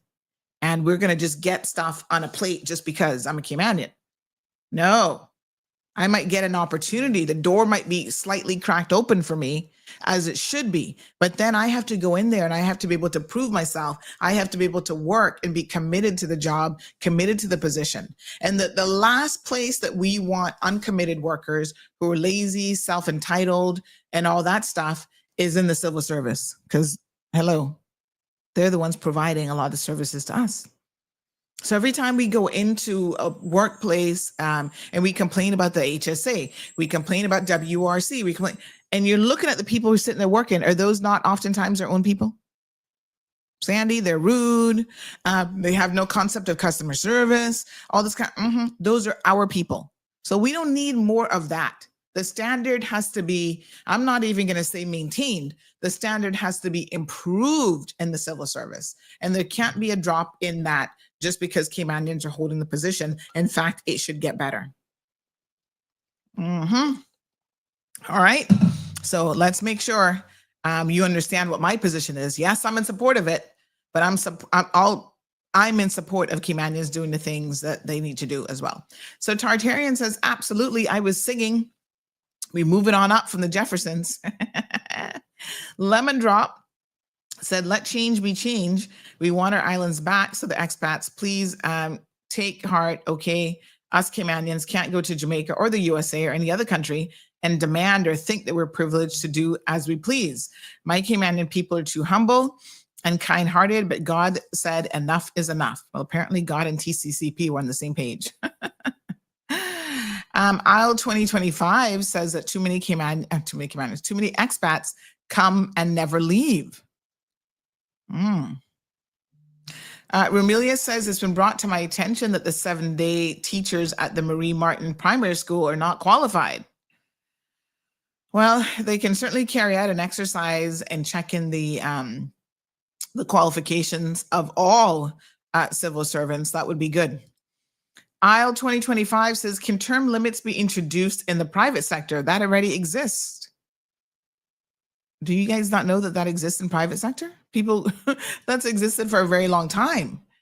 However, I think what has happened, and maybe this is where some of you are confused. Let me just get some details on the rollover in private sector. But I'm just trying to remember when it was introduced. It's been around for a long time. Okay. The progressives have actually done some changes to it. So maybe this is where you're a little bit confused, is when the progressives were around, they changed it from, I think it was 7 years to 9 years or something. So they increased it. So that's the difference. But it has existed for a very, very long time. All right, so let me just get some information here. I'm just doing some research, and then I'm going to tell you about that. In the meantime, let's get some.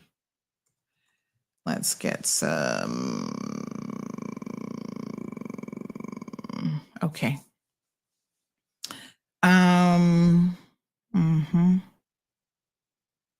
Okay. Okay. All right. So, yes. So I've checked one of my government sources, and they said yes. So the question was, the rollover clock start January 2026. Does that mean that we're stuck with them for another 9 years? Apparently, the correct answer is yes. And this was the explanation that I got. That's right. We're stuck with teachers, police officers, prison officers, and the employees in our golden age homes. The majority of non-Caymanian civil servants work in these departments for another 9 years. A person goes on to say, we have to focus on continuity of services. We don't have 500 Caymanian teachers available.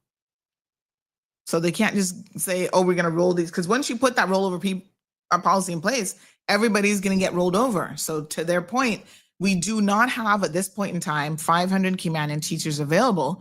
So we'll be placing one foreign national with another, and that's what's happening in the private sector. Our enhanced term limit policy, such as designating jobs for Caymanians, will put us in a better position than the private sector, which employs 37,000 foreign nationals. Wow. Government only employs 1,400, private sector employs 37,000. Finally, the average non-Caymanian civil servant works with government for 5.8 years. Wow. That's interesting. You see, this is why we have to get information. Information is key and critical, and we've got to know statistically, what it is that we're dealing with here. The average Caymanian stays in government 5.8 years. I didn't even know that. Interesting. Okay. So that answers that question. And we're actually going to we're going to invite Mr. Frans Manderson on for next week to come and talk about the makeup of the civil service, because he will have, all of this information. So going back with immigration term limits. So the Cayman Islands rollover policy was introduced back in 2004. So for those of you who are sitting here saying, oh, can we get this for private sector? I have to ask you, honey child, where have you been for the past 21 years? We've had it. All right. However, like I said, back in what year was that? So they instituted it in January 2004, and then the progressives changed it. I'm trying to remember what year they changed it. 2011. So listen to this. McKeever Bush tried to suspend, thank God he's out, the rollover period. So back in September 2011, Premier McKeever Bush announced his intention to ask Cabinet to temporarily suspend the term limit requirements for up to 2 years to allow for comprehensive review of the policy. So the suspension proposal included provisions for those who had been rolled over in the 30 days immediately prior to the amendment's effective date to be allowed to reapply for permits. Boy, that man, those of you who supported him all these years, not for nothing, but were y'all really paying attention to what was happening in this country? He was doing a lot to benefit himself and not very many Caymanians, I'll tell you what. He claimed at the time that his justification reflected a recognition that the policy was counterproductive to economic development. Good morning, Carla. Morning. Yes, sir. I guess I missed most of what you said on this subject, but I just have a few thoughts. During 2024, it was like 1,561 status grants, I think it was, that took place. The births for the population was 860 something. Tell me if you could spot a problem with that. We're not producing enough Caymanians. And let me tell you the problem with this, right? Because I want to be careful how I say this from the perspective that I'm not really an advocate of people having too many children. I personally think the ideal number is 2 and then you're done. But having said that, the people who tend to have the most children are the people who shouldn't be. They should be tripling up on their birth control. So we have a low birth rate. Yes, for Caymanians. That's not what the problem is. The problem is we're issuing more status grants than the number of people who are being added to the population. That's dumb. Say that again for me, Denny. Let me just process. If you have a population birth in absolute numbers of 860, let's just use that number. That's not Caymanians, That's the population. Oh. In other words, the Caymanian births are less than that. I see. And so you should not, under any circumstances, be issuing status to anyone at a quantity that is greater than the number of Caymanians being born. Okay. That's very problematic. And it actually, it causes me to even wonder if politicians by design are trying to wipe us out. Because I don't see how you can rationally tell me which country would add to their citizenship in excess of what their population is growing. You're not going to find it. In fact, the UK was in an uproar because immigration was 1%. Not 101%, 1%. And the actions they took, they thought that was drastic, and they took action to deal with immigration. And here we are issuing status way in excess of the net change in the population, and somehow we think There's nothing wrong with that. Mm-hmm. But unless we get a grip of on that, it doesn't matter what you do for Caymanians, because we will continue to be outpaced.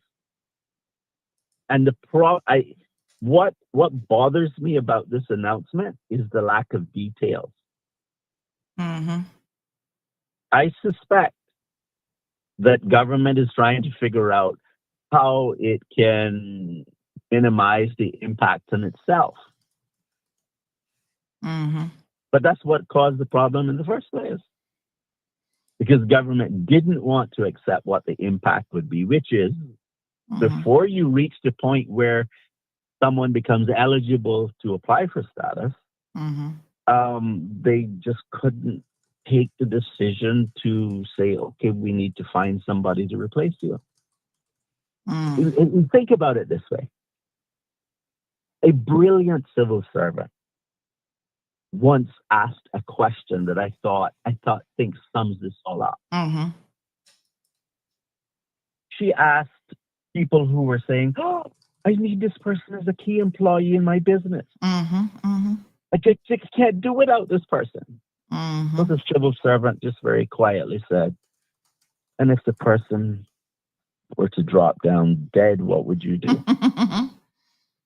Yep. Brilliant. Yeah, of course. Everybody's replaceable. I mean, don't kid yourself. The core of the issue, and let me use what might seem to be a disconnected issue, but it suffers from the same type of thinking. Look at water authority. When you go to get a water bill, let's say as a landlord, it has to be in your name, even though it's not your account. They insist it's in your name because they don't have the courage to say to people, "Well, I need you to give me a deposit." They throw that off on you. Governments do a really bad job of making difficult decisions. All the time. And when you talk about immigration, this gets very personal because you're talking about families and relationships and all things that's intertwined in this, right? But we need to have MPs with the courage to look at things clearly and know that you can't be issuing 1,500 and something status grants when you're having birth numbers that are much less than that. That's not sustainable. And the time for that is not 1 year from now. The time to deal with that is this right now.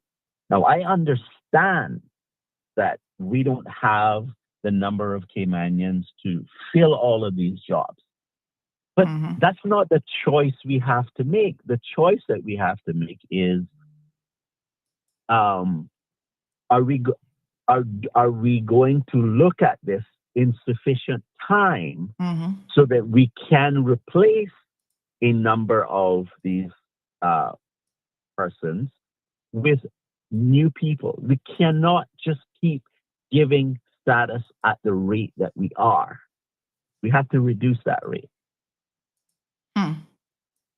And you see what the mistake that I think that some people make when they're talking about this is they say, we're just not going to issue any. We're just going to put a moratorium in it. No, that's not going to work. No, exactly. Because when you go to court, the court is going to say, well, that's unreasonable. Absolutely. So what we need to do is we need to reduce the rate at which it's granted, but not one that threatens to overrun the local population.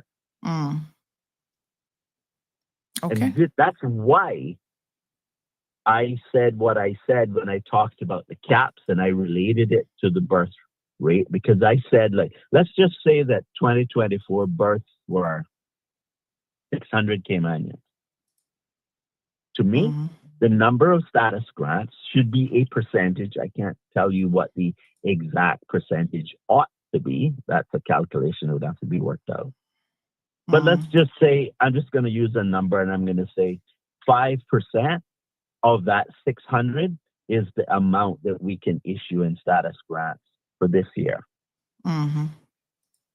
In other words, the Caymanian population would not be replaced with a new Caymanian population. You would be adding to the population, but at a rate that is sustainable. That's if we don't address that now, I'm afraid to tell you all your efforts about jobs just for Caymanians, and that's another. I don't like that term at all, because all jobs are for Caymanians. What the way we should be thinking about it is that all jobs are for Caymanians, and the jobs that we think only Caymanians should have, you say no work permits for those jobs.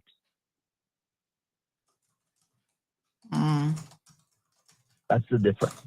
All right, Anyhow. Denny, thank you very much. Appreciate the feedback. We do have a video here, and I think it's worth playing because someone was just asking another question, and there is some confusion around what's being said. So I think the best way to clarify this is definitely to get it from the horse's mouth, so to speak.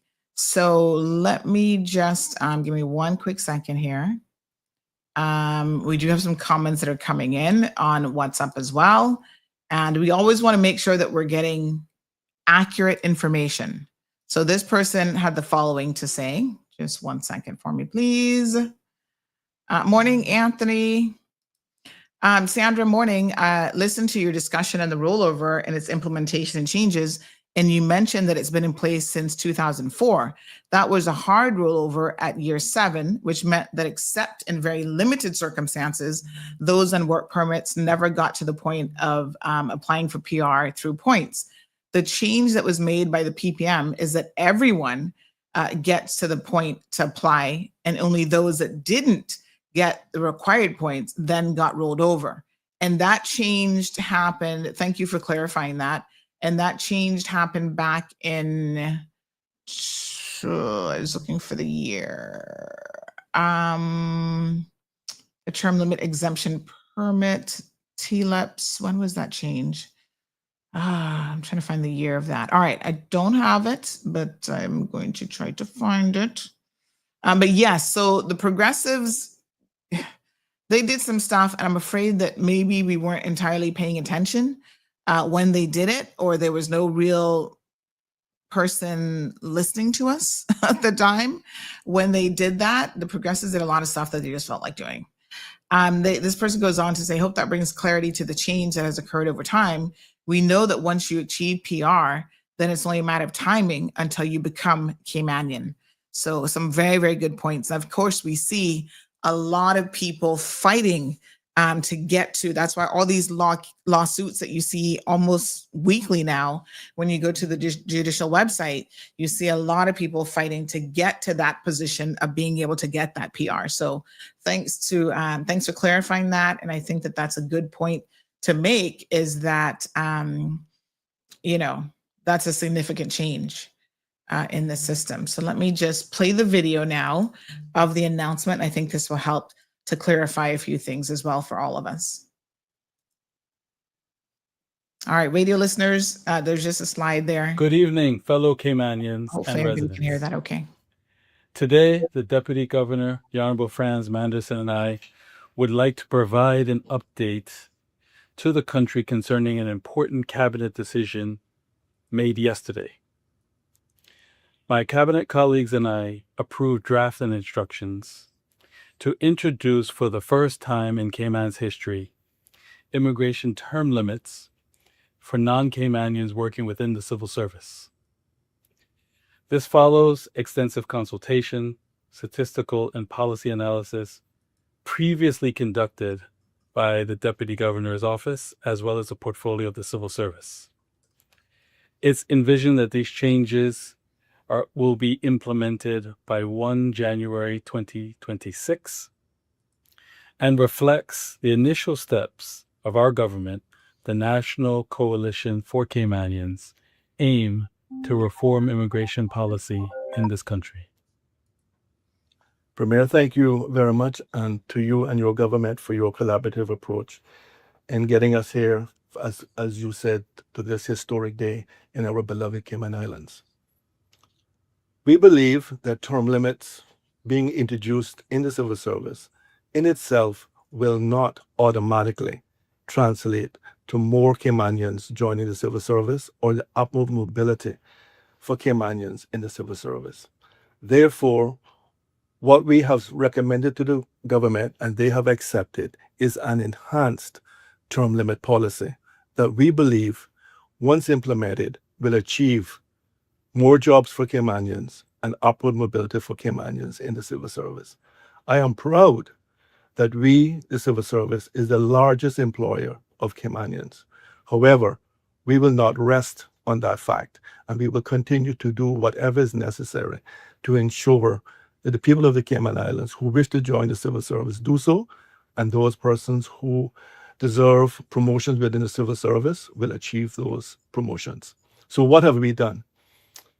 We have increased the break that is set out in the Immigration Transition Act of 1 year, where a person who reaches the end of their term limit will have to leave the island for 1 year.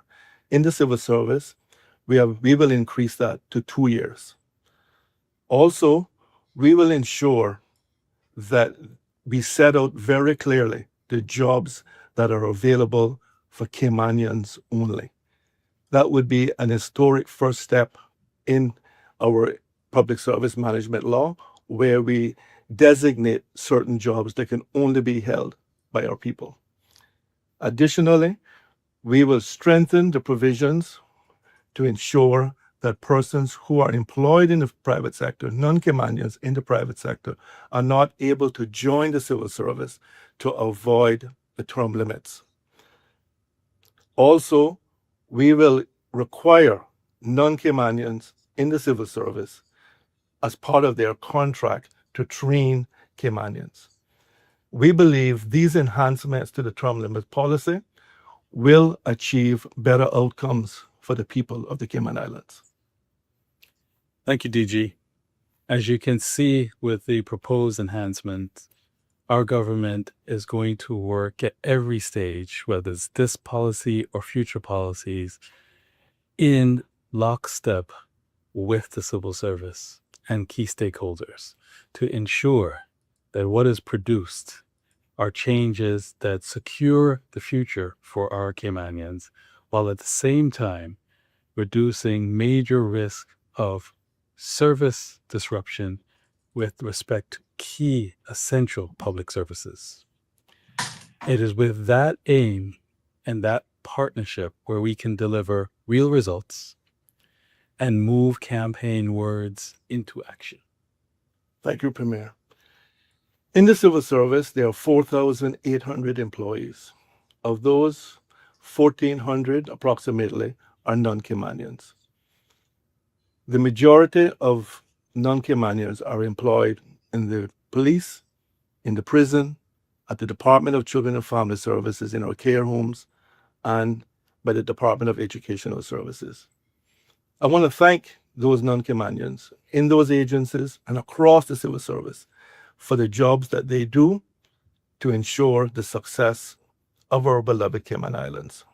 However, we want to ensure that the term limit policy that we are implementing does not disrupt our services, that we are able to provide the essential services that are not available anywhere else in the Cayman Islands to our people and to the government. We have an overriding responsibility in the civil service to work hard every day to make lives better. And we believe the policy that we have just explained to you will achieve just that. Thank you, Deputy Governor. Also thank Her Excellency, the Governor, and all of your staff, and all of my colleagues in the National Coalition for Caymanians. There will be more announcements to come. We expect in the days ahead that there will be announcements from Minister Michael Miles with respect to proposed reforms for immigration reform in the private sector.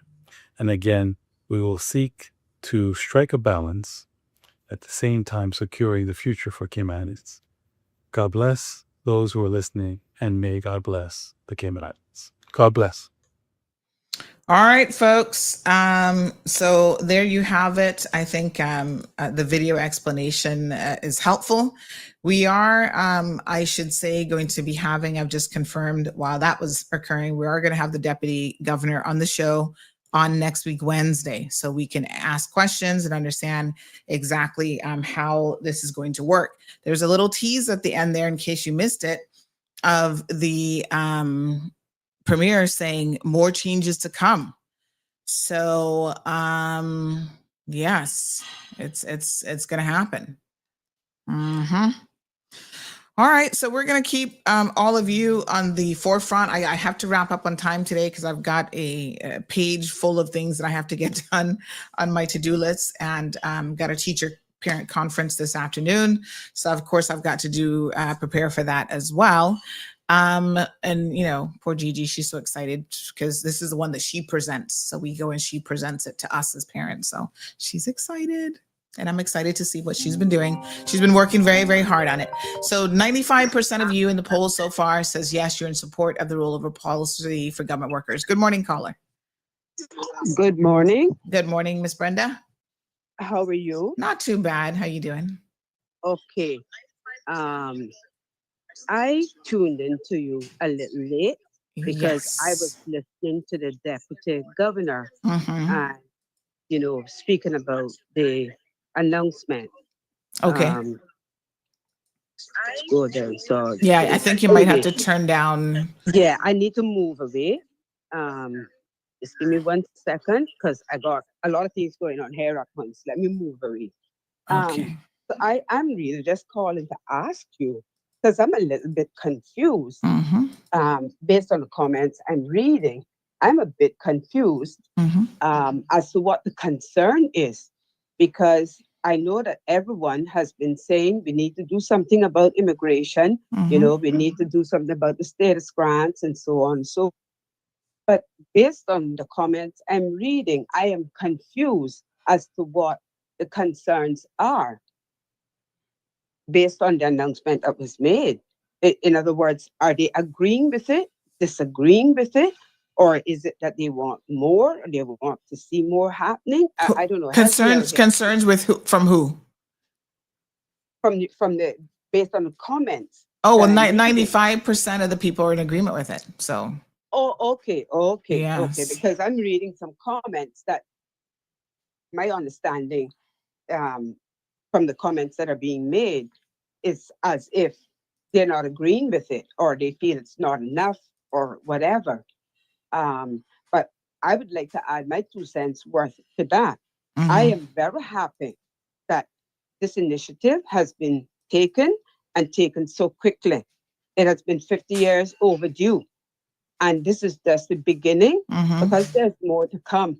It has to be more because in addition to this, and I don't care who wants to disagree with me, we just don't have to reduce the status grants. We have to put a pause on it. Because if we continue granting, it means we're adding to this number that is already too large. So the only way to reduce that is to put a pause on it. And I'm sick and tired of hearing this nonsense. Oh, the UK will never let us do it. Well, let me just correct that for everyone that has that stupid idea in their head. The governor was on Radio Cayman the other day, and the question was posed to her about certain things Cayman might want to do in regards to changing stuff in the Constitution, implementing new laws and policies, and how the UK would sit with that. You know what she said? You would never interfere with anything like that as long as it's within the laws.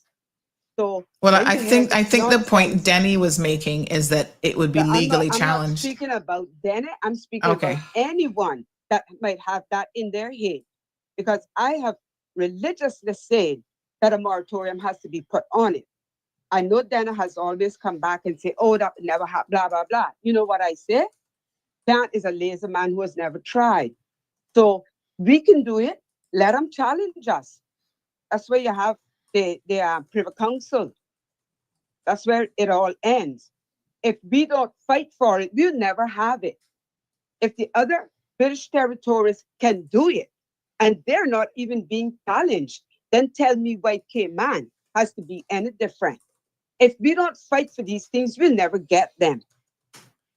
We just had an election. Which everybody voiced what they wanted, what their concerns were. The people spoke. They spoke. I don't know the answer to this. I wonder if you can help me. Which British territory actually has a complete moratorium on this?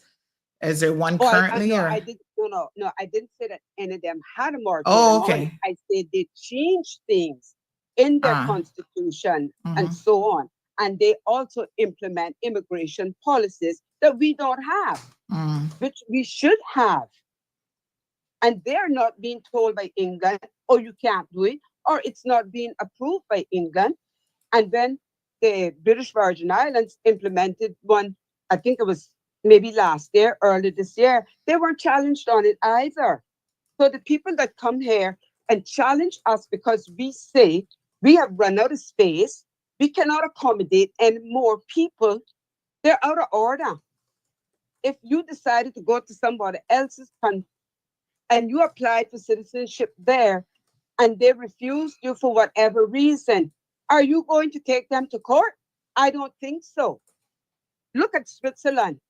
I like the law they have there. You can't own property in Switzerland unless you can become a citizen. And it's not easy to become a citizen there. You can stay there for as long as they allow you to, but you have to pay rent. And any day they say your time is up, you have to go. Look at Tina Turner. Somebody like Tina Turner. She went to Switzerland. She couldn't buy a home. With all the money that she had, could not buy a home. She had to pay rent until she could become a citizen. So if it applies to somebody like Tina Turner in Switzerland, why can't that law be implemented here? And it can be, and England would not interfere with it. So stop making these excuses about, oh, we can't do it. England would never allow it. That matter has been put to rest. I know that that was the answer we kept getting from previous administrations, which we all, those with half a brain, know it wasn't true. They just were not interested in doing it, doing anything that would benefit the Caymanians. So we have a new government. They just got there. I am patiently waiting to see what's going to happen and how many of the campaign promises are going to be, I'm not going to say fulfilled, because you can't get everything done, but at least addressed, and then they start to work on it. That's what I'm waiting to see. All right. And until I see that they're not carrying through on it, I will stay quiet and I will stay patient. But you know that I am one. I'm going to fight for Cayman. This is my home. I don't plan to go anywhere else.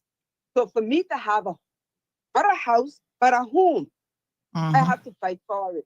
Just like I had to fight to get a mortgage to build my house. Okay? Anyway, thank you very much. Thank you very much. Appreciate it.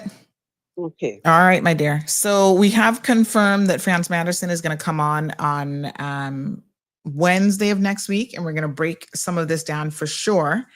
And I was just recalling the other day that one case, which we didn't really have because of the election and when it kind of came into play. We didn't have much time to really focus in on the